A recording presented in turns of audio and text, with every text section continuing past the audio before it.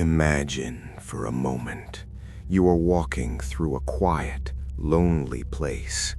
Everything looks normal on the surface, but deep down in your heart, you feel a strange, heavy weight. It is that unsettling feeling that someone is watching you. You turn around, you check behind you again and again, but there is no one there, just empty space. And that is the exact moment where the real horror story begins. These are the kinds of stories people share with me, and today I am going to share them with you. God forbid if you have ever experienced something unexplainable like this. You don't have to keep it inside. You can share your story with me. There is an email address in the description below.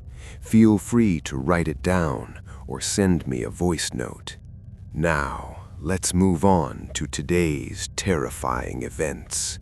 A quick warning: if you get scared easily, please recite a prayer of protection, because it is said that when we talk about these dark entities, they start taking an interest in us and they come closer. So if you feel fear, protect yourself. Let's begin. This first story is a true event.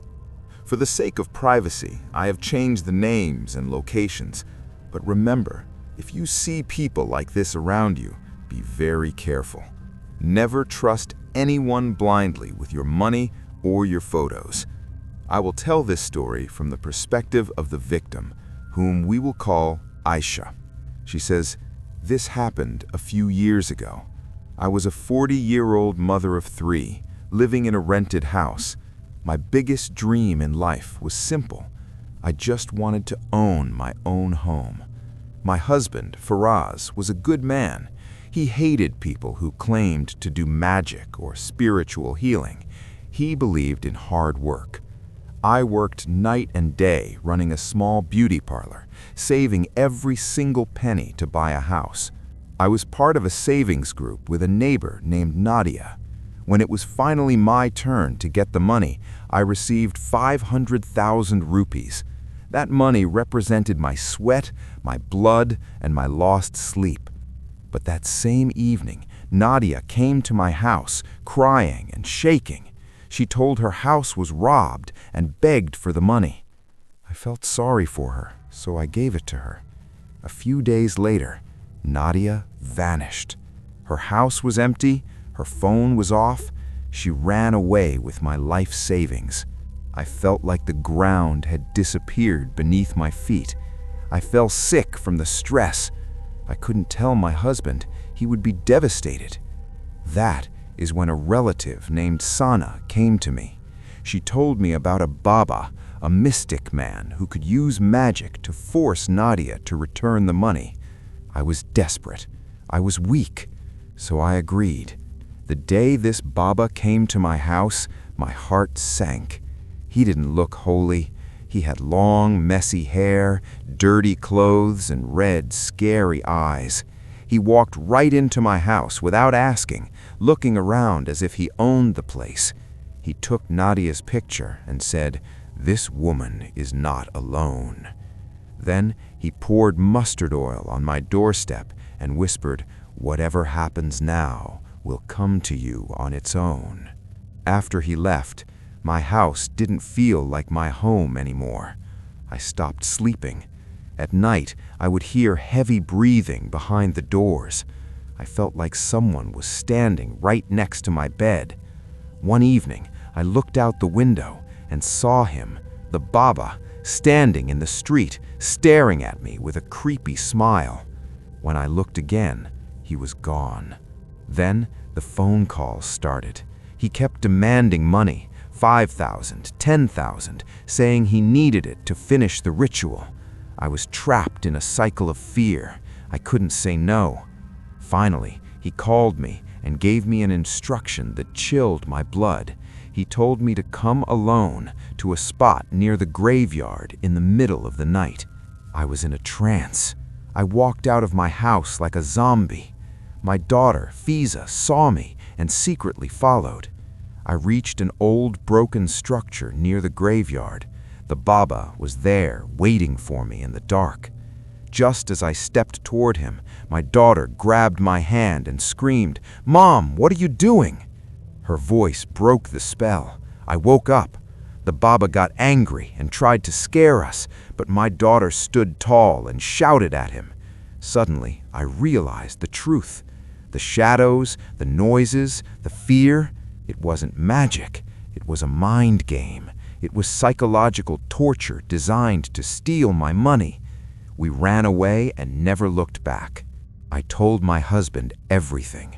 He found out that this Baba was actually a partner of my relative, Sana.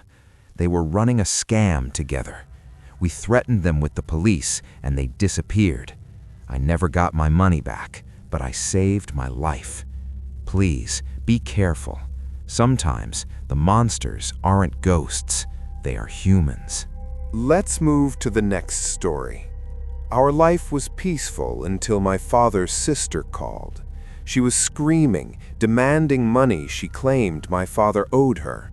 My father had never borrowed a penny from her. When he refused, she cursed him, saying, "May worms eat you in your grave."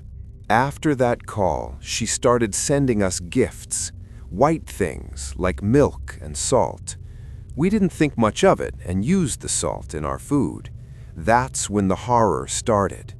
My father fell sick. He couldn't eat or drink anything without vomiting. Doctors were confused. Every test came back normal. One day, before he went to the hospital, my father saw something standing at the door. It was a small dwarf-like creature with slanted eyes and a long nose. It was just staring at him and smiling a wicked smile. My father went into a coma. 12 days later, something impossible happened. In the hospital, he suddenly sat up straight, even though he was in a coma. Then he lay back down and took his last breath. He was gone. The strangest thing happened exactly 7 days after his death. I had bought 2 white parrots for my mother. Exactly 1 week after my dad died, at the exact same time of day, the male parrot suddenly had a heart attack and dropped dead. It was as if the negative energy was still consuming our house. We later found out through a religious scholar that black magic had been done on my father using a doll buried in the ground. My aunt, who did this, eventually faced her own karma. Her life fell apart. It is a reminder that you cannot escape justice in this world or the next. My name is Maida, and I'm from Karachi. When I got married, I moved into a house that was heavy with black magic. My in-laws were obsessed with spells. Strange things happened there. Fresh food would rot instantly. And once we found a dead kitten bound with wires in the hallway. My husband became the target. Someone threw grave dirt on his motorcycle, and he developed severe back pain that doctors couldn't fix. I eventually moved back to my parents' house to escape the toxicity. But the evil followed me. At my parents' house, I started smelling burning meat and rotting flesh. When I got pregnant, dead animals started appearing in my locked bedroom. Dead cockroaches, dead lizards, and once a dead baby snake. We had never seen snakes in our house before. Then came the physical attack. Half of my body became paralyzed. I couldn't move. The doctors said my heart and brain were fine, but I was dying. I looked like a skeleton. A healer told me to listen to prayers constantly. One night, while listening to the Quran, I felt a crushing pain in my heart. My body started shaking violently. Suddenly, I felt a dark black shadow exit from my left hand. It stood by my bed, looked at me with glowing red eyes, and then vanished into thin air. After that night, I finally began to heal. This story comes from Kashmir. After my brother got married, his new wife started fainting. She would be unconscious for 3 to 5 hours at a time. No doctor could explain why. One night she screamed, "Look, my bed is shaking." My mother ran to check, but I was too terrified to even look. Things got worse. One day she walked into the house and was thrown down the stairs by an invisible force. We called a spiritual healer. As soon as he started reciting prayers, a heavy, demonic voice spoke from inside her. It was terrifying. The next day, she went to the bathroom and found razor blades on the floor. She was bleeding everywhere. It was a scene straight out of a nightmare. The healer returned and pointed to a specific spot in our courtyard. He told my brother to dig. We dug up the earth and found a black cloth buried there. Inside were bones, human hair, a doll, and dozens of needles. The healer destroyed the items and said the person who did this is in pain right now. Believe it or not, 5 minutes later, a woman living 3 houses down started screaming in agony and was rushed to the hospital. We knew who the culprit was immediately. Our final story is a short but tragic one. I had a sister who was beautiful and smart. When she started college, relatives would say, "Oh, your mother must be so happy." They said it with envy. We didn't realize how deadly the evil eye can be. She fell sick. She started laughing uncontrollably or acting possessed. We found out that powerful black magic had been done on her using a doll wrapped in a funeral shroud. Despite all our efforts, she passed away. She was taken from us too soon. This is a reminder. Please pray for protection for your family. Jealousy is a fire that burns everything. Thank you to everyone who shared these painful stories. May God grant peace to the souls of those we lost, and may He protect us all from the evil intentions of others.